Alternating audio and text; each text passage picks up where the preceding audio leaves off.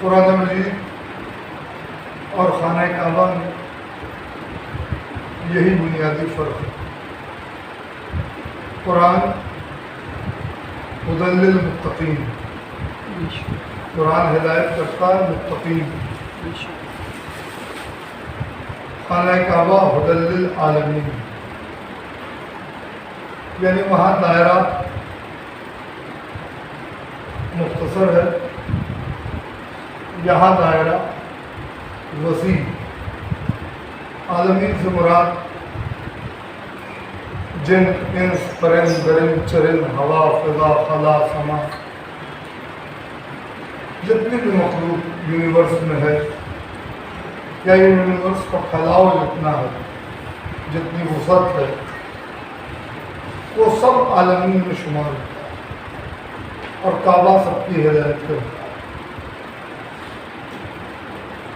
اتنے حاجی حج پر جاتے ہیں، اگر آپ ان سے یہ پوچھیں بھائی کیا دوران طواف تمہارے کان میں کبھی آواز آئی کہ نماز پڑھو، روزے رکھا کرو، استطاعت ہے تو حج کرنے آؤ، زکوٰۃ دو، امر بالمعروف کرو، نہی عن المنکر کرو، والدین کا احترام کرو، کسی کی غیبت نہ کرو، کسی سے حسد نہ رکھو، کوئی ایسی بات کعبے کی طرف سے ہوئی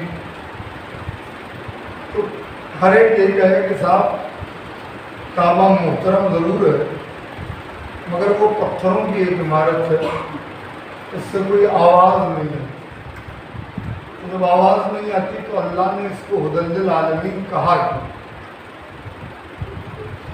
اچھا بات قرآن کی ہے تو انکار کی گنجائش بھی نہیں۔ تو جب کعبہ کچھ کہتے ہی نہیں تو یہ ہدی للعالمین ہو کیسے گئے کہ عالمین کی ہدایت کرتا ہے؟ اگر اللہ یہ کہتا کہ ہدی للمسلمین تو چلیے کچھ حد تک یہ مانا جا سکتا تھا کہ مسلمان جاتے ہیں، حج کرتے ہیں، خدا کے گھر کے جاہ و جلال کو دیکھتے ہیں، ان کو ہدایت خود بخود حاصل ہو جاتی ہے۔ مگر عالمین کی ہدایت یہ ایک بہت بڑا مسئلہ ہے، کیونکہ اس میں خالی مسلمان نہیں ہے، اس میں ساری مخلوق موجود ہے۔ تو دیکھیں کبھی کبھی بیان ظرف کو کیا جاتا ہے، مراد اس سے مضروف ہوا کرتا ہے۔ بہت توجہ چاہ رہا ہوں، بیان ظرف کو کیا جاتا ہے، مراد مضروف ہوتا ہے۔ مثلا اب یہاں تو سمندر ہے جسے شاید آپ کی زبان میں دریا کہتے ہیں، ہمارے یہاں دریا ندی کو کہتے ہیں۔ دریا کا ایک ساحل ہوتا ہے، ایک گھاٹ، ایک کنارہ، اس کنارے پہ کچھ چیزیں نظر آتی ہیں۔ عام طور سے کہا جاتا ہے کہ نہر چلتی ہے، دریا چلتا ہے، تو اس کا مطلب یہ نہیں ہے کہ وہ گھاٹ جو کبھی ہمارے شہر میں تھا وہ پورا اگلے دن کہیں اور پہنچ گیا۔ یہ مطلب ہو رہا ہے کہ نہیں صاحب آپ سمجھے نہیں، یہ بیان ظرف کو کیا گیا، مراد مضروف ہے۔ نہر چلتی ہے، نہر نہیں چلتی، نہر میں جو پانی ہے وہ چلتا ہے، اس میں روانی ہوتی ہے۔ اس لیے مضروف کو دیکھ کر ظرف سے تشبیہ دی گئی کہ نہر چلتی ہے۔ میں کوشش کروں گا بات اور آسان ہو جائے، یعنی بیان ظرف کو کیا گیا، مراد مضروف ہے۔ اللہ قرآن میں کہہ رہا ہے کعبہ ہدی للعالمین ہے، عالمین کی ہدایت کرتا ہے۔ جملہ آپ کے حوالے، کعبہ عالمین کی ہدایت کرتا ہے، یعنی اللہ بتانا یہ چاہ رہا ہے کہ کعبہ ظرف ہے، مظروف کو تلاش کرو، جو 13 رجب کو کعبے میں آ جائے وہ ہادی ہے۔ بہت توجہ چاہ رہا، جو 13 رجب کو کعبے میں آ جائے وہ ہادی، جملہ آپ کے حوالے ابھی جس ہستی سے منسوب آج کا دن ہے ایک جملہ سنتے جائیں کہ جو 13 رجب کو کعبے میں ظاہر ہو جائے، جملہ پھر آپ کے حوالے، جو 13 رجب کو کعبے میں ظاہر ہو جائے وہ ہادی ہے، اور جس کا اس گھر سے ظہور ہو جائے وہ مہدی کہلاتا ہے۔ واہ واہ سبحان اللہ، محمد و آل محمد پر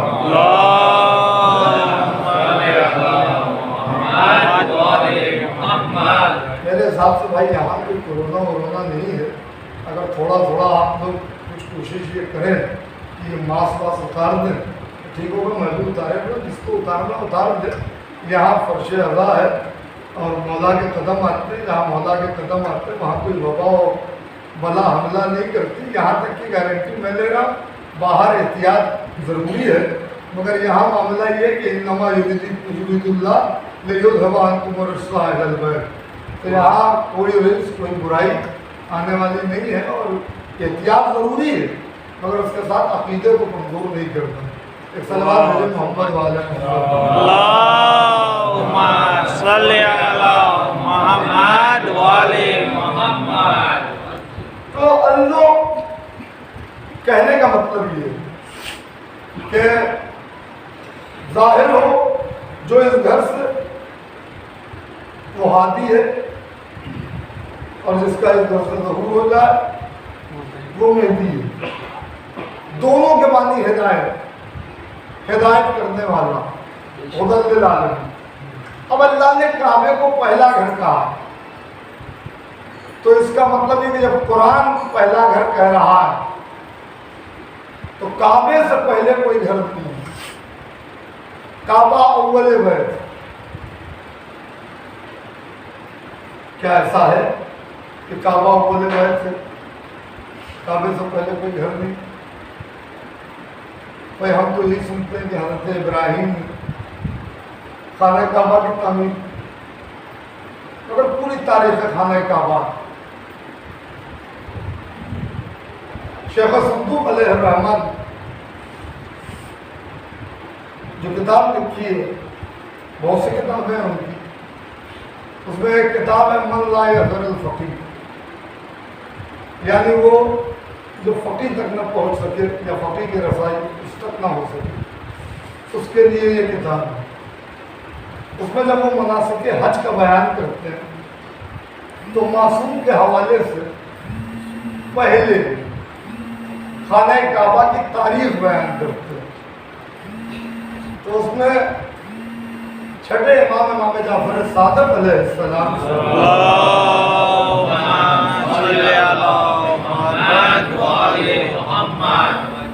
روایت ہے کہ معصوم فرماتے ہیں کہ خانہ کعبہ نازل ہوا کہ جب حضرت آدم کو اللہ نے زمین کو بھیجا تو حضرت آدم نے خواہش ظاہر کی، پروردگار میں یہاں بڑا اکیلا پن محسوس کر رہا ہوں، میرے مالک میرے اس اکیلے پن کو دور کر تاکہ میرا دل یہاں لگ سکے۔ تو اللہ نے جبریل کے ذریعے ایک یاقوت کا ستون اور ایک خیمہ بھیجا۔ جبریل آئے، انہوں نے خدا کے حکم سے اس ستون کو نصب کیا اور خیمہ تان دیا، اور حضرت آدم سے کہا کہ یہ خدا کا گھر ہے، بہت توجہ رکھیے، یہ خدا کا گھر ہے، آپ اس کو دیکھیں، یہ اللہ نے آپ کی دلجوئی کے لیے آپ مانوس ہو سکے اس لیے بھیجا ہے، آپ اس کا رخ کر کے اللہ کی عبادت کریں، اللہ کی عبادت کریں۔ آج جہاں پریزنٹ خانہ کعبہ موجود ہے یہ وہی جگہ، اب بکا کیا ہے اس کی میں آگے چل کے وضاحت کروں گا۔ جب ستون نصب کر دیا اور خیمہ تان دیا تو اوپر ایک قندیل روشن کی گئی۔ تاریخ کہتی ہے کہ دوپہر میں جہاں تک خیمے کا سایہ گیا وہ حصہ بیت کہلایا۔ اور جب شام کی تاریکی چھائی، قندیل روشن ہوئی، تو جہاں تک قندیل کی روشنی گئی وہ حصہ حرم کہلایا۔ آپ نے دیکھا بیت بھی ہے، حرم بھی ہے۔ جہاں تک خیمے کا سایہ گیا وہ حصہ بیت، جہاں تک قندیل کی روشنی گئی وہ حصہ حرم۔ یہیں سے اس بات کا تعین ہوا کہ آدم تمہاری نسل میں جس کا تعلق بیت سے ہوگا وہ اہل بیت ہوگا، جس کا تعلق حرم سے ہوگا وہ اہل حرم ہوں گے۔ لہذا یہاں سے دو باتیں طے ہوئی کہ بیت اور حرم کے ساتھ دو شخصیتوں کا تعارف کرانا مقصود تھا، اہل بیت کا بھی، اہل حرم کا بھی۔ یہ جو محرم کا مہینہ ہے، اس میں محرم کا مہینہ اہل بیت کی قربانیوں کا مہینہ، سفر کا مہینہ اہل حرم کا کفر پر فتح کا مہینہ ہے۔ یعنی جہاں اہل بیت کی قربانیوں کی نشر و اشاعت کی گئی اور اس کی ذمہ داری جنہیں دی گئی وہ اہل حرم کہلایا۔ بہرحال ابھی یہ میرا موضوع نہیں ہے، کہنے کا مطلب یہ کہ اللہ نے اسے اول بیت کہا تو روئے زمین پر یہ پہلا مکان وجود میں آیا۔ اس طریقے سے اب حضرت آدم کے بعد زمانہ گزرا تو حضرت آدم کے بعد حضرت شیس کے بعد انوش کے بعد مہلائل کے بعد بیاور کے بعد متوشا کے بعد شامر کے بعد ادریس۔ جب حضرت ادریس تک بات آ گئی تو حضرت ادریس کا اصل نام اخنو تھا۔ ادریس کس سبب سے پڑ گیا کہ دنیا کی سب سے پہلی یونیورسٹی حضرت ادریس نے قائم کی تھی، جس میں 22 اسٹوڈنٹ تھے، 22 پڑھنے والے تھے۔ حضرت ادریس کا نام اصل ادریس نہیں ہے، مگر آپ کو قرآن میں نام ادریس ہی ملے گا، کیونکہ جو کام اللہ نے ان سے لیا اس کے ذریعے یہ مشہور ہو گئے، درس و تدریس میں مشغول رہتے تھے تو ان کو ادریس کہا گیا۔ a person who preach, a person who teach، جو پڑھائے، جو درس دے، اسے ادریس کہتے ہیں۔ آج جو آپ یہ سنتے رہتے ہیں علم جفر کے حوالے سے کہ ابجد حول حتی کلمن صافت زادہ، یہ ساری سریانی زبان ہے، عربی زبان میں نہیں ہے، یہ تعلیم کی ہوئی ہے حضرت ادریس کی، اعداد معین کیے ہوئے حضرت ادریس کے۔ بہت کارنامے ہیں آپ کے کہ جو اللہ نے قرآن میں آپ کو کہا کہ وَرَفَعْنَاهُ مَكَانًا عَلِيًّا، ہم نے ادریس کی مکان علی کی طرف رفعت کی۔ بہرحال عزیزو، حضرت ادریس سے جہاں بہت کام اللہ نے لیے، وہیں پر حضرت ادریس نے ایک کام اور کیا۔ وہ کام یہ میں آپ کو پوری تاریخ خانہ کعبہ سمیٹ کے بتا رہا ہوں اور ایک نتیجے تک مجھے جاننا ہے۔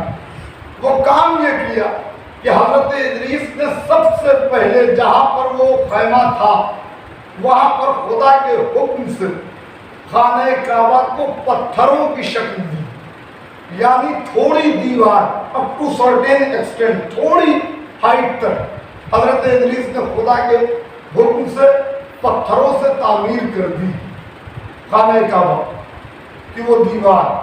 اب حضرت ادریس کے بعد جو زمانہ گزرا تو حضرت لمک، پھر حضرت نوح۔ حضرت نوح کے زمانے میں طوفان آیا، طوفان میں وہ خطہ اٹھا دیا گیا، پھر جب سیلاب تھما تو اللہ نے اسی خطے کو وہیں لے جا کے پھر رکھوا دیا۔ اس طریقے سے کعبے کی حرمت کا اندازہ لگا کہ سب ڈوبے گا، کعبہ نہیں ڈوبے گا، لہذا کعبے کو بلند کیا گیا، پھر وہی خطہ وہاں پہ لا کے رکھ دیا گیا۔ اب طوفان حضرت نوح سے 1080 سال کے بعد حضرت ابراہیم علیہ نبینا علیہ السلام دنیا میں آئے۔ حضرت ابراہیم سرکار رسالت مآب کے بعد انبیاء کی فہرست میں سب سے افضل۔ بیک وقت حضرت ابراہیم کے پاس کئی عہدے ہیں، نبی بھی ہیں، رسول بھی ہیں، صاحب صحیفہ بھی ہیں، اور اللہ نے انہیں ایک صنف کا امام بھی بنا رکھا ہے جو ان سے پہلے بھی کسی کو نہیں دیا، ان کے بعد بھی سوائے سرکار رسالت مآب کو چھوڑ کر کسی کو یہ عہدہ نہیں دیا گیا۔ امامت کا کہ جہاں ایک صنف کی امامت مل رہی ہے، انی جاعلک للناس اماما، ہم آپ کو لوگوں کا امام بنا رہے ہیں۔ قرآن کی اس آیت کی روشنی میں یہ بھی سمجھ میں آ گیا کہ امام بنتا لوگوں کے لیے ہے، لوگوں کا کام یہ نہیں کہ وہ اپنے لیے امام بنا لیں۔ اور کر رہے ہیں، امام لوگوں کے لیے بنتا ہے، بناتا اللہ۔ جب اللہ وضع کر رہا ہے کعبے کو تو امام بھی اللہ ہی بنائے گا۔ یہ عہدے اللہ نے اپنے ہاتھ میں رکھے ہیں، یہ اس کا کنٹرول ہے۔ اب اگر ان پر کوئی قبضہ کرے یا کسی کو امام بنا دے، کسی کو خلیفہ بنا دے، تو اس سے بڑا مشرک کوئی نہیں ہو سکتا، اس لیے کہ اس نے اللہ کے کام میں انٹرفیئر کیا ہے۔ یہ کام اللہ کا ہے۔ یہی ہمارا موقف ہوتا ہے، یہی ہمارا مسلک ہے، یہی ہمارا مسئلہ۔ بہرحال حضرت ابراہیم کو اب اللہ نے حکم دیا۔ دیکھیے اب قرآن کو اسی لیے قرآن کہتا ہے کہ دعوت فکر و نظر ہم تمہیں دے رہے ہیں، لمحے فکریہ ہے، ہماری آیتوں پر غور کرو۔ افلا یعقلون افلا یتدبرون القرآن افلا یتفکرون، قرآن کو فکر کرو، قرآن کو غور کرو، قرآن کو تدبر کرو۔ قرآن کا تقاضا یہ ہے کہ میری تلاوت کے ساتھ ہدایت حاصل کرنا ضروری ہے۔ اگر ہدایت حاصل نہیں کی تو تلاوت بے معنی ہو جائے گی، بے مقصد ہو جائے گی۔ قرآن کی ہوا لینے سے کوئی فائدہ نہیں ہے، قرآن کو تعویذ بنا کے گلے میں لٹکا لینے سے کوئی فائدہ نہیں ہے، جب تک کہ قرآن مجید کی آیات سے نتیجوں کے گوہر برآمد نہ کیے جائیں۔ کیونکہ قرآن کے واقعات کو دیکھ کر ماضی کے آئینے میں مستقبل کی تصویر کو دیکھنا، یہی قرآن کا تقاضا ہے۔ قرآن اب یہاں پر گفتگو کر رہا، بہت توجہ رکھیے گا۔ جب حضرت ابراہیم سے یہ کہا پروردگار نے کہ ابراہیم ہم چاہتے ہیں کہ تم ہمارے گھر کی تعمیر کرو، تو اب آئیے ابھی حضرت اسماعیل شیرخوار ہیں، حکم ہو رہا ہے ہجرت کا۔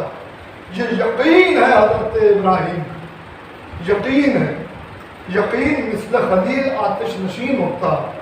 یقین ابراہیم یہ ہے کہ آگ میں جا رہے ہیں، کوئی خوف نہیں، کوئی خطر نہیں، اور یہ یقین کی دولت جہاں مل جاتی ہے وہاں خود اللہ قرآن میں کہتا ہوا اِنَّا مِن شِيَعَتِهِ ابراہیم، ابراہیم کو ہم نے شیعہ قرار دیا، سمجھ رہے ہیں، اپنا شیعہ قرار دیا۔ تو جہاں شیعت کی آمیزش ہو جائے وہاں یقین کی دولت ملتی ہے۔ معصوم فرماتے ہیں اللہ نے یقین سے بڑی کوئی چیز نہیں رکھی، اس پر یقین اس سے بڑی اللہ نے کوئی شے خلق نہیں کی۔ یہ یقین کی دولت ہے جسے لے کے حضرت ابراہیم جا رہے ہیں۔ وَإِذِ ابْتَلَىٰ إِبْرَاهِيمَ رَبُّهُ بِكَلِمَاتٍ فَأَتَمَّهُنَّ، یاد کرو اس وقت کو جب ہم نے ابراہیم کو مبتلا کیا امتحانات میں اور وہ کامیاب ہوئے 100%۔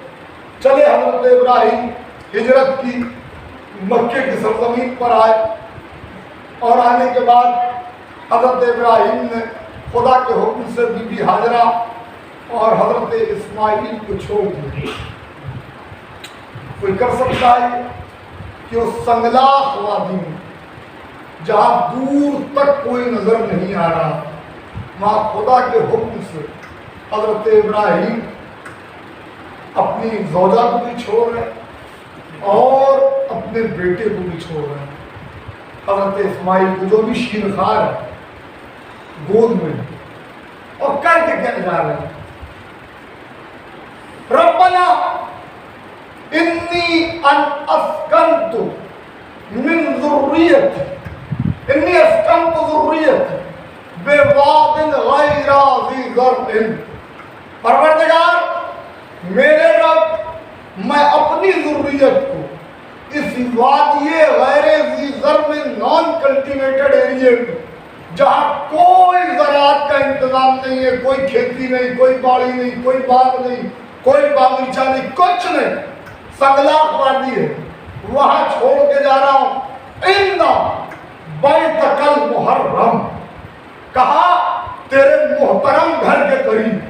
تو اب اگر حضرت ابراہیم نے کعبے کی تعمیر کی تو ابھی تو اسماعیل بڑے ہوں گے تب کعبے کی تعمیر ہوگی۔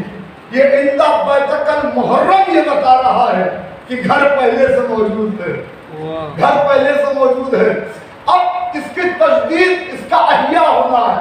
لہذا جب حضرت ابراہیم نے خانہ کعبہ کی دیواروں کو بلند کرنا شروع کیا تو وہاں پر قرآن کہہ رہا ہوا اذ یرفع ابراہیم القواعد من البیت، یہاں پر وہ اذ بنیا ابراہیم نہیں ہے کہ یاد کرو اس وقت کو جب ابراہیم نے کعبے کی بنیاد رکھی، بنیاد نہیں رکھی، یرفع کعبے کی دیواروں کو بلند کیا، یعنی جہاں سے حضرت ادریس نے چھوڑا تھا وہاں سے خدا کے حکم سے حضرت ابراہیم نے خانہ کعبہ کی دیواروں کو بلند کرنا شروع کیا۔ بلند کرتے جا رہے ہیں، ایک منزل وہ آ گئی کہ ابراہیم کے ہاتھ کی پہنچ سے دیوار اور بلند ہو گئی، اور بلند ہو گئی۔ اب حضرت ابراہیم کرے کیا؟ کوئی سیڑھی لے کے آئے، خدا کہہ رہا اور بلند کرو، کہ زحمت مت کرو، ایک پتھر ہے اس پتھر پہ اپنا پیر رکھو، جب تم اس پتھر پہ اپنا پیر رکھو گے پتھر بلند ہو جائے گا اور تم ہوا میں معلق ہو جاؤ گے اور بنا لینا، کعبے کی دیوار کو بلند کرتے رہو۔ اب سنیے، یہ جو گول دائرہ آپ کو دکھائی دیتا ہے خانہ کعبہ میں، یہ حضرت ابراہیم کی نشانی ہے۔ جسے بھی طواف کرنا ہوتا ہے وہ اس دائرے کو لیتا ہے، اس دائرے سے پہلے وہ اپنے طواف کو ختم نہیں کر سکتا۔ دائرہ ہے نا، آپ کو دکھے گا خانہ کعبہ کی چار دیواری ہے، آگے جو دائرہ اسے حتیم کہتے ہیں۔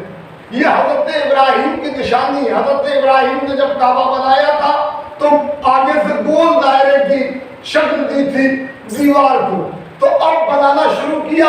جملہ صرف آپ کے حوالے کرنا ہے مجھے، تاریخ خانہ کعبہ کی ہے کہ ایک مرتبہ پتھر کو بلند ہے، اللہ کہہ رہا ہے دیوار بلند کرو، وہ بلند کر رہے ہیں، سامنے کی کر دی، اب پیچھے کی کیسے کرے، دائیں کی کیسے کرے، بائیں کی کیسے کرے، کیا پتھر نیچے آئے پھر اس کو ادھر رکھے؟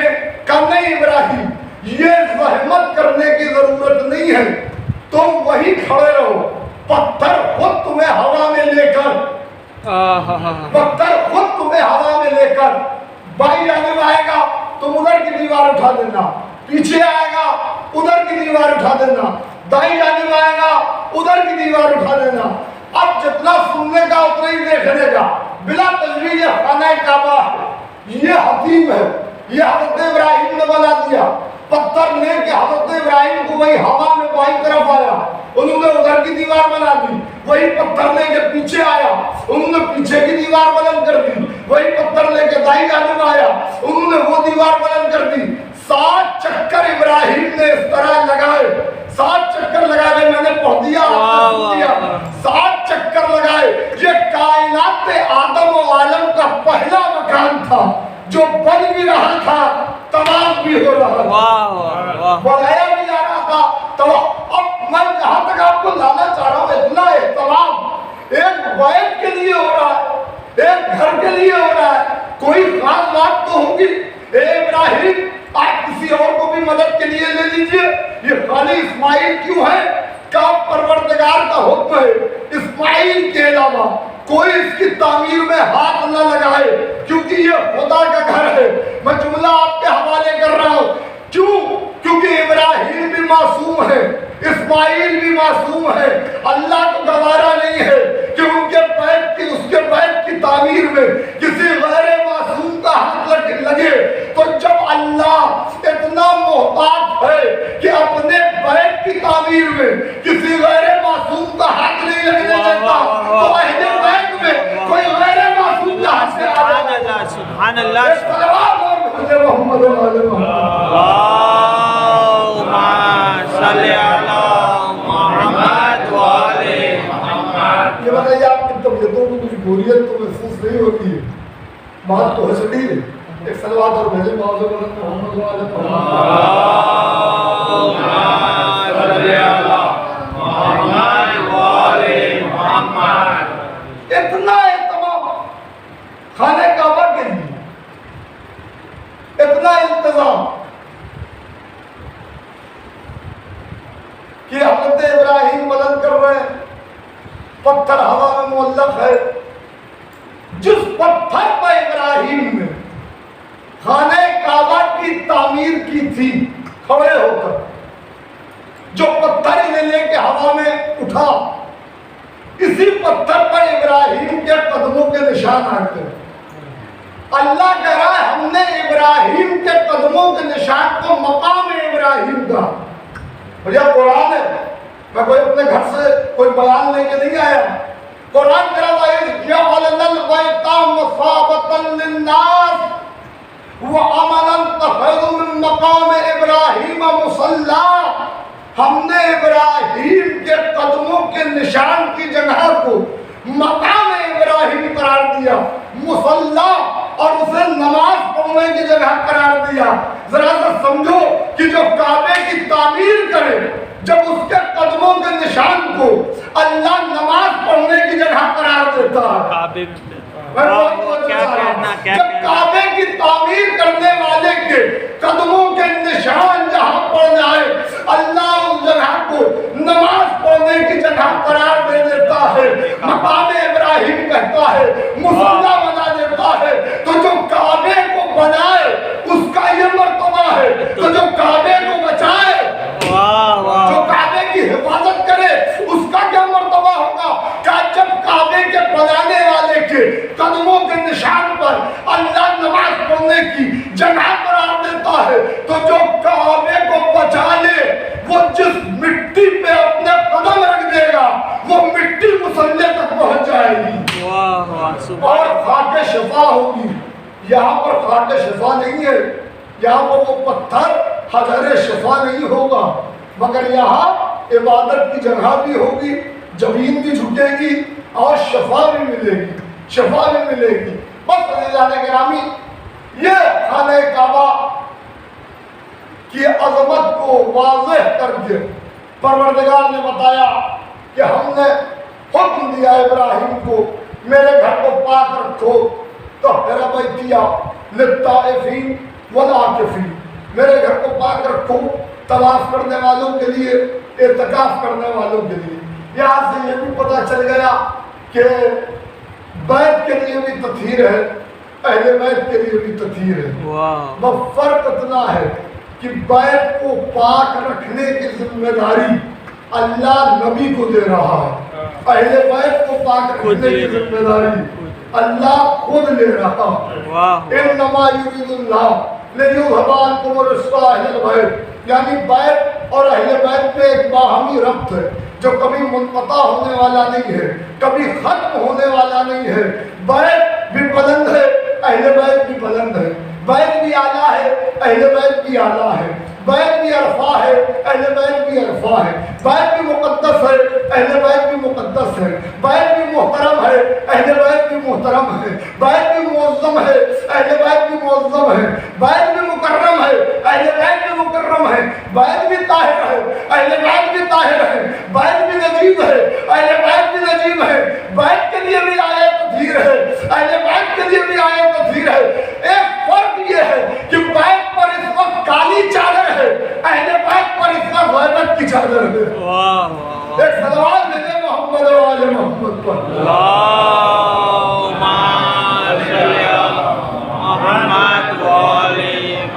اہل بیت پر اس وقت جو اہل بیت کی فرد ہے اس پر غیبت کی چادر ہے. بیت اور اہل بیت بکہ میں بس آخری بات ایک جملہ ربط مسائل. مجلس تمام ہو جائے گی کیونکہ یہیں سے مجھے پانی ترانا جانا ہے مجلس پڑھنے کے لیے اور اس کے بعد یہاں مرتے ہوئے بھی آنا ہے. سنیے،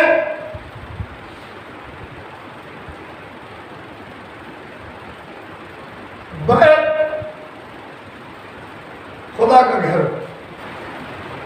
بیت کا تعین بھی خدا نے کیا، اہل بیت کا تعین بھی خدا نے کیا. بکہ میں وضع کی قرآن بھائی بے بکہ کہاں وضع کیا خانہ کعبہ کو؟ بکہ. آپ جائیے دیکھیں قرآن کہہ رہا ہے کہ کعبہ وضع ہوا بکہ میں، بے کاف ہے اور تشدید بکہ. کہاں ہے خانہ کعبہ اس وقت؟ بولیے نا، تھوڑا تو بولا کریں. थोड़ी बोलने की आदत डाल दिया करें, इससे अच्छा लगता है, बात समझ में आ रही है, बोलते भी रहिए माशाल्लाह। दीदम दम न कशीदम वाला हाल जो है वो ठीक नहीं होता। और फिर यहाँ तो पुराने नाटक का मामला, हम बोलते हुए कुरान को मानने वाले, थोड़ा बोले कहाँ है इस वक्त जोग्राफिकल एक्सटेंट जो है, जोग्राफियाई एतबार से खाना काबा इस वक्त कहाँ है? है ना, मक्का में है ना, है ना मक्का में। कुरान क्या कह रहा है? जो मक्का था, मक्का में, कुरान कह रहा है मक्का में, हम कह रहे हैं मक्का में। जहां तक मेरा हाफिजा काम कर रहा है, इसको आयत मेरे जहन में होती तो मैं आपके हवाले कर देता। कुरान मजीद में एक ही बार लफ्ज़ मक्का भी आया और एक ही बार लफ्ज़ मक्का भी आया। आप ले जाइए सिर्फ इस एक आयत को, और वो जो बड़े कुरान वाले बनते हैं, जो कहते हैं हम सब कुछ कुरान से समझेंगे, उनसे कहिए ये आयत है, इसमें मक्का है, इस एक लफ्ज की वजाहत कर दो, एक शर्त मेरे कहने से लगा दीजिएगा, बगैर अहले बैत के समझाना, बगैर अहले बैत समझाओ कि ये मक्का क्या है, कुरान सही है या मुसलमान सही है, ये मक्का क्या? कसम खुदा की कोई बता नहीं पाएगा, क्योंकि वहां तो कुरान जमा ही करने में जिंदगी गुजर गई, तफसीर और तावील क्या करते। एक लफ्ज जब बगैर अहले बैत के कुरान के समझ में नहीं आते, कुरान अपने मानी को खोलता ही उस वक्त है जब हाथ में दामन अहले बैत का होता है। एक लफ्ज बगैर अहले बैत के समझ में नहीं आता तो ये दावा क्यों कर रहे हो कि हमारे लिए कुरान काफी है? कुरान किसी के लिए काफी नहीं है, कुरान किसी के लिए काफी नहीं है बगैर अहले बैत के। मगर एक जुमला कहने जा रहा हूं, किसी चीज के लिए कुरान काफी हो या न हो, मगर एक बात के लिए कुरान काफी है, और वो बात ये है कि हमारे मौला की विलायत और इमामत को साबित करने के लिए कुरान काफी है। अब ये मक्का क्या है? जमाना गुजरता रहा, किसी ने नहीं पूछा। छठे इमाम का दौर है, एक शख्स आया, उसने कहा मौला अजीब व गरीब बात है। का क्या हुआ? कहा मौला इसमें आयत में मक्का है, मशहूर मक्का है, ये तो बड़ा मसला हो जाएगा। अल्लाह तो कह रहा है काबा मक्का में बना है। कहा जो तुम सोच रहे हो वो भी ठीक है, जो कुरान में लिखा है वो भी ठीक है। एक लफ्ज में मेरे मौला ने, मुश्किल कुशा के बेटे ने सारी मुश्किल आसान की। कहा जो तुम सोच रहे हो वो भी ठीक है, जो कुरान में लिखा है वो भी ठीक है। वारिस जानते हैं मेरा सबके बारे में, और कौन बताएगा? मौला ने कहा सुनो, जिस जगह पे काबा इस वक्त मौजूद है उस जगह को मक्का कहते हैं, और ये जगह जिस शहर में पाई जाती है उस शहर को मक्का कहते हैं। देखा कितनी आसानी से मौला ने मसले को हल कर दिया। अब उस पिछले वाले ने पूछा मौला इस जगह को मक्का कहते हैं जहाँ काबा है? कहा उस जगह को मक्का कहते हैं। कहा मौला यार मक्का से मुराद क्या है? कब मक्का बना है बुका से, अपने मज़हब की हक़ानियत को नाश कीजिए। मक्का बना है बुका से, बुका के मानी है गिरिए के, रोने के। अल्लाह ने पहला घर कुरान मजीद में आया जब आयातुर रहमान खर्रू सज्जदन व बुकिया, साहिबान ईमान वो है कि जब इनके सामने कुरान की आयतों की तलावत होती है तो हर रूप ये झुक जाते हैं, सज्जदन व बुकिया, सजदा करते रोते रोते रोते रोते। समझ में आया? बुका के मानी रोना, बक्का रोने की जगह, اگر رونا بدعت ہوتا تو اللہ پہلا گھر عبادت کے لیے رونے والی جگہ پہ نہ بناتا، رونے والی جگہ پہ نہ بناتا۔ یعنی اب اعتراض نہ کرنا کہ رونا بدعت ہے، نہیں، رونا اور عبادت دونوں ایک ساتھ ہے۔ اگر رونا بدعت ہوتا تو اللہ حضرت یعقوب کو یوسف کی محبت میں رونے سے روک دیتا۔ وہاں اللہ تعریف کر رہا ہے وَابْيَضَّتْ عَيْنَاهُ مِنَ الْحُزْنِ فَهُوَ كَظِيمٌ، کہ وہ روتے روتے، ہم تو خالی رو رہے، آپ پریشان ہو گئے، یعقوب اتنا روئے کہ روتے روتے وَابْيَضَّتْ، آنکھوں کی پتلیاں سفید ہو گئی۔ اللہ نے یہ نہیں کہا کیا بدعت کر رہے ہو یعقوب، اللہ نے نہ روکا نہ ٹوکا بلکہ تعریف کی۔ وَهُوَ كَظِيمٌ، وہ ضبط کرنے والے، وہ صبر کرنے والے تھے۔ پتہ چلا رونا صبر کی علامت ہے۔ اور اللہ کہہ رہا ہے ان اللہ مع الصابرین، اللہ صبر کرنے والوں کے ساتھ ہے۔ تو جب یوسف کی محبت میں یعقوب روتے ہیں اور اللہ تعریف کرتا ہے تو کوئی فخر یوسف کی محبت میں روئے، اس کا مرتبہ کیا ہوگا؟ اللہ نے رونے سے نہیں روکا، کہیں نہیں کہا رو زیادہ ہنسو کم، مگر ایک جگہ ہے جہاں رونے سے روک بھی دیا۔ دیکھیے آپ خاموش ہو گئے، سوچ رہے ہو ابھی تک تو مولانا ٹھیک بول رہے تھے، یہ ایک دم سے کیا ہو گیا؟ بھائی کوئی پریشانی کی بات نہیں ہے، ایک جگہ اللہ نے رونے سے روکا بھی ہے۔ اتنی رونے کے خلاف تقریریں ہوتی ہیں، یہ نہیں بتایا جاتا کہ قرآن میں اللہ نے ایک جگہ رونے سے روکا بھی۔ سورہ برات میں پورا اشارہ ہے کہ ایک صاحب ہے، امن کا ماحول ہے، غار میں رسالت کے ساتھ ہیں، کچھ دیکھ لیا، دیکھ کے رونا شروع کیا۔ اللہ نے کہا لا تحزن، حزن مت کرو، ڈرو مت، حزن مت کرو۔ پتہ چلا محبت میں رونا منع نہیں ہے، ڈر کے رونا منع ہے۔ ڈر کے رونا منع، اللہ بزدل نہیں چاہتا۔ محبت میں جتنا روگے اللہ اپنی تعریف کرے گا۔ تو پہلا گھر کہاں وضع ہوا؟ رونے والی جگہ پر، عبادت کے لیے۔ آج سارے مسلمان عبادت کرتے ہیں، اسی گھر کی طرف رخ کر کے نماز پڑھتے ہیں جو رونے والی جگہ پر بنا ہوا ہے، مکہ میں بنا ہے، وہ برکتوں والا ہے۔ یعنی یہ رونا برکتوں سے تعبیر دیا گیا کہ یہ برکتوں والا گھر ہے، مبارک ہو وہ ہدی للعالمین۔ بس سنیے گا، آج دنیا ہم سے کہتی ہے ان کی نظر میں کعبے کی کوئی اہمیت نہیں، یہ کعبے کو کوئی مرتبہ نہیں سمجھتے، یہ صرف اور صرف کربلا کو اہمیت دیتے ہیں، ان کی نظر میں کعبے کا کوئی مرتبہ نہیں۔ بھائی کربلا کو تو ہم اہمیت دیتے ہیں، یہ بات طے ہے، کیونکہ کربلا کے حصار میں کعبہ محفوظ ہے۔ اگر کعبہ کہے سجدوں کی ضیاء مجھ سے ہے تو کربلا کہے گی تیری بقا مجھ سے ہے، تیری بقا مجھ سے ہے۔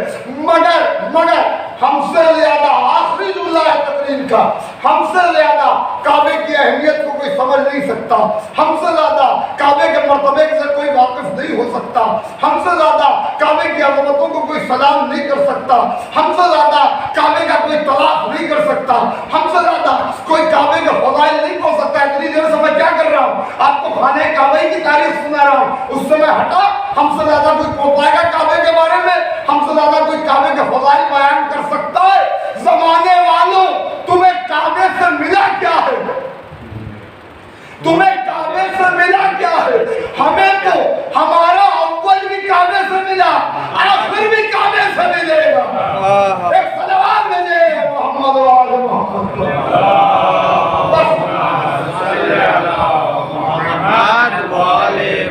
ہمارا اول بھی کعبے سے ملا، آخر بھی کعبے سے ملے گا۔ جو ملا ہے وہ بھی ہمیں ملا، جو ملے گا وہ ہمیں ملے گا۔ آپ تو نصیب کا چکر ہے اور کچھ نہیں۔ علی کے بغض میں یہ نصیب کا چکر ہے، طواف نہیں ہے۔ طواف ہمارا ہے کیونکہ ہم کعبے کی طرف رخ کیے ہوئے ہیں۔ یہ کعبے کی طرف رخ اسی لیے کروایا گیا کہ نظر جمائے رکھو، وہیں سے وارث کعبہ آئے گا، وہیں سے وارث کعبہ ظاہر ہوگا۔ ابھی آپ دعائیں مدعا پڑھ کے بیٹھے ہیں، پڑھتے رہتے ہیں، امام کو آواز دی جاتی ہے، ان کے آباء و اجداد سے توسل کیا جاتا ہے۔ کیا ہے دعا امام سوائے فضائل کے؟ اور کیا ہے اس میں؟ این الحسن، این الحسین، این ابناء الحسین، صالح بعد صالح و صادق بعد صادق، یہی سب تو پڑھتے ہیں آپ۔ کیا ہے؟ یا محمدو، یا علیو، یا علیو، یا محمد اکفیانی فإنکما کافیان وفرانی فإنکما ناصران، آپ ہماری مدد کیجئے اس لیے کہ آپ کے علاوہ کوئی مددگار نہیں۔ جب علی اور محمد سے توسل ہو گیا تب کہا گیا یا صاحب الزمان، آواز دی جا رہی ہے زمانے کے امام۔ یہ طریقہ تعلیم کیا جائے، دعائیں ندبہ جہاں گریے کی آمیزش ہو، جہاں رو کر اپنے زمانے کے امام کو بلاؤ۔ این مرتجع اقامت العلم، کہاں ہے وہ جو ہر ظلم و جور کا بدلہ لے گا؟ اور ایک فقرہ تو کلیجہ پھاڑ دیتا، این الطالب بدم المقتول بکربلا، کہاں ہے وہ جو مقتول کربلا کا بدلہ لے گا؟ ہم کیوں انتظار کر رہے ہیں اپنے امام؟ وہ حتمی بدلہ ہمارا مولا لے گا۔ جمعے کا دن امام سے منسوب ہے، آپ سب جانتے ہیں، حدیثیں پڑھتے رہتے ہیں، سنتے رہتے ہیں، علماء سے، فقہاء سے، ذاکرین سے، واعظین سے، مبلغین سے۔ سورہ جمعہ میں جس نماز جمعہ کا ذکر ہو رہا ہے وہ ظاہری شکل یہ نماز جمعہ ہے، حقیقی شکل اور ہے۔ باطن ایک ایک آیت کے 70 ظواہر ہے، 70 متون ہے۔ یہاں جو 10ویں امام سے پوری حدیث ہے کہ کون سا دن کس سے منسوب ہے، اس میں مولا کی زیادہ تر زیارتیں بھی وہ ہیں جو 6 امام نے یا 10ویں امام نے تقسیم کی۔ اس میں مولا فرماتے ہیں کہ جمعے کا دن ہمارے بیٹے سے منسوب ہے، ہمارے پوتے سے منسوب ہے، اس لیے کہ اللہ کے نزدیک اس کا نام جمعہ ہے، کیونکہ اس کی آواز پر ساری مخلوق جمع ہو۔ تو حقیقت جمعہ ہمارے مولا ہے، اسی لیے اس دن تو امام کے ظہور کا دن بھی کہا جاتا ہے۔ آئیں گے تو کربلا والوں کے خون کا انتقام نہیں، خالی کربلا والوں کے خون کا انتقام نہیں ہے، بلکہ ہر حجت پر ہوئے ظلم کا انتقام، حتمی انتقام جو اللہ کو دینا اس کا ذریعہ ہے ہمارا مولا۔ ہمارا مولا آئے گا تو رسول خدا کا انتقام دے، ہمارا مولا آئے گا تو امام حسن مجتبیٰ کا انتقام دے، ہمارا مولا آئے گا تو بی بی زہرا کے دروازے پہ جو آگ لگائی گئی ہے اس کا انتقام لے گا، حضرت محسن کی شہادت کا انتقام لے گا۔ آج کلیجہ پھٹنے والی بات ہے، اس سے ایک عالم دین نے کہا اور دوحہ قطر میں کہا، میں عشرہ پڑھ رہا تھا تو اکثر وہاں آ جاتے تھے جہاں میں رکتا تھا مجلس کے بعد، تو انہوں نے مجھ سے بتایا کہ آیت اللہ منشی نجفی فرمایا کرتے تھے کہ میں نے اپنے زمانے کے امام کو 15 شعبان کو جب میں نے ان کی زیارت سے مشرف ہوا، میں نے دیکھا کہ میں نے محفل کا انتظام کیا، میرے مولا کی سواری آ گئی، میرے روپ پہ کھڑے ہو گئے، میں نے دیکھا مولا کی آنکھوں میں آنسو، مولا کی آنکھوں میں آنسو، میں نے کہا مولا یہ خوشی کے آنسو ہے؟ کہ مرشی ہمارے لیے کیسی خوشی، ہمارے لیے کیسی خوشی، کہ مولا سمجھ میں نہیں آیا، آج کا دن تو آپ کے لیے خوشی کا دن ہے، مسرت کا دن، ہم نے محفل کا انتظام کیا، کہ مرشی ہمارے لیے کوئی خوشی نہیں ہے، اس لیے کہ جب میری جدہ کے پہلو پر دروازہ گرا اور ان کی پسلیاں ٹوٹ گئی تو وہ اپنے پہلو پر ہاتھ رکھ کے آسمان کی طرف دیکھ کے کہتی تھی، آئینہ ولدی قائم، میرے بیٹے قائم تو کہاں ہے؟ اے میرے جدہ مظلوم، میں آپ کو صبح شام روتا ہوں اور خدا گواہ ہے کہ میں خون کے آنسو روتا ہوں۔ یہ امام کے جملے ہیں، مجازی نہیں ہو سکتے، حقیقی جملے کہ امام کی آنکھوں سے خون گرتا،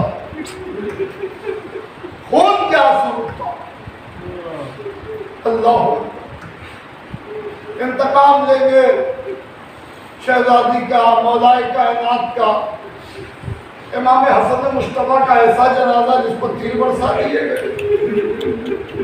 ऐसा मजलूम कायनात में आपने कहीं देखा जो घर से कब्रिस्तान की तरफ गया हो जिसका जनाजा और वापस कब्रिस्तान से घर आया हो? किस लिए आया? इसलिए कि जनाजे को मलाइक ने तीर बरसा दिए। ये करबला का पेशवा नहीं है तो और क्या है? हाल ज़हरा का मुकद्दर जालिमों ने मेरी शहजादी को कब्र में भी चैन से नहीं रहने दिया। एक बेटा है जिसके जनाजे पर तीर है और एक बेटा है जिसका जनाजा तीरों पर है। कहाँ कहाँ ज़हरा रोएगी, कहाँ कहाँ रोएगी। बाज़ादारों, चंद मिनटों में मजलिस तमाम हो जाएगी।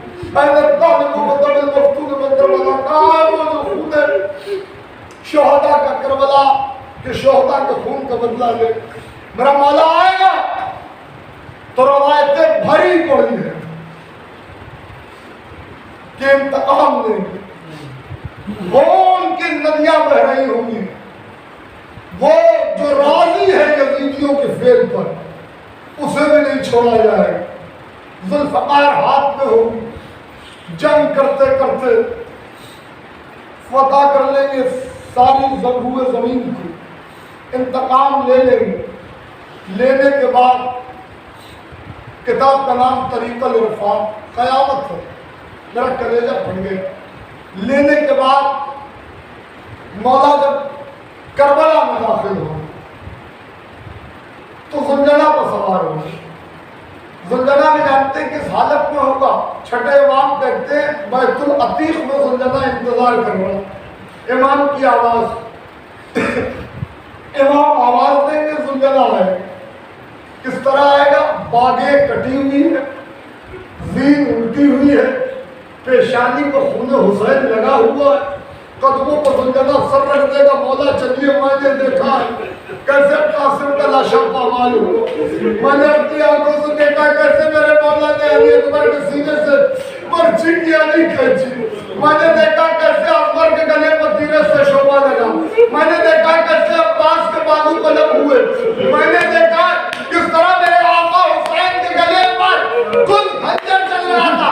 मौला ये पेशानी पर आपके जद का खून है।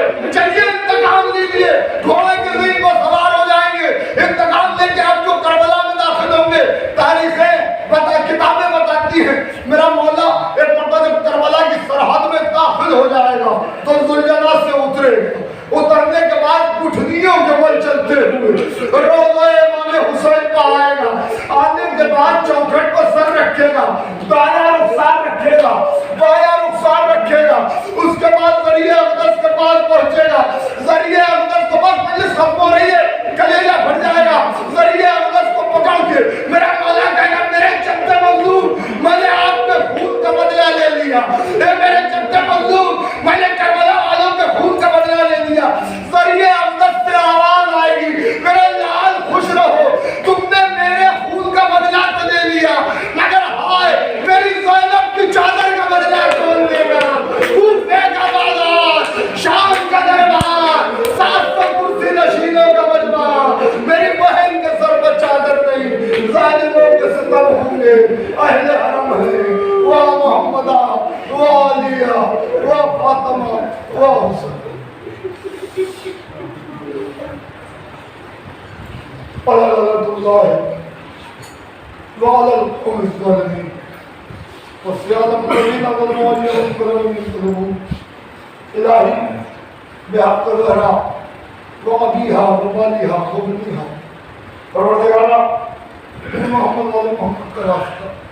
हमारे जिक्र खैर को कबूल फरमाए। तुझे मोहम्मद वाले मोहम्मद का वास्ता हमको आखिरी दम तक के मवद्दत अहले बैत के साबित कदम पे परवरदिगार तुझे मोहम्मद वाले मोहम्मद का वास्ता हमें अमाल सालिहा करने की तौफीक अता फरमाए। परवरदिगार तुझे मोहम्मद वाले मोहम्मद का वास्ता दुश्मनान अहले बैत और वलीद से आखिरी तक जोड़े, उन्हें उनके कैफरे किरदार तक पहुँचा। परवरदिगार तुझे मोहम्मद वाले मोहम्मद का वास्ता जहाँ जहाँ निशान हैदर कुरान ان کی جان و مال و عزت و آبرو و ناموس کی حفاظت فرما میرے مالک شیعہ نے حضرت کرار میں جو لوگ بیمار ہیں ان کو بیمار کربلا کے صدقے میں شفائے عاجلہ عطا فرما پروردگارا ظلم اپنی حدوں تک پہنچ رہا ہے ظلم اور ظالمین کے خاتمے کے لیے اور خصوصاً کربلا والوں کے خون کے انتقام کے لیے ہمارے بارے میں سرکار کے ظہور میں تعظیم فرما اور ہمارا شمار ان کے اعمال و مسائل کر ربنا تقبل منا انک انت السمیع العلیم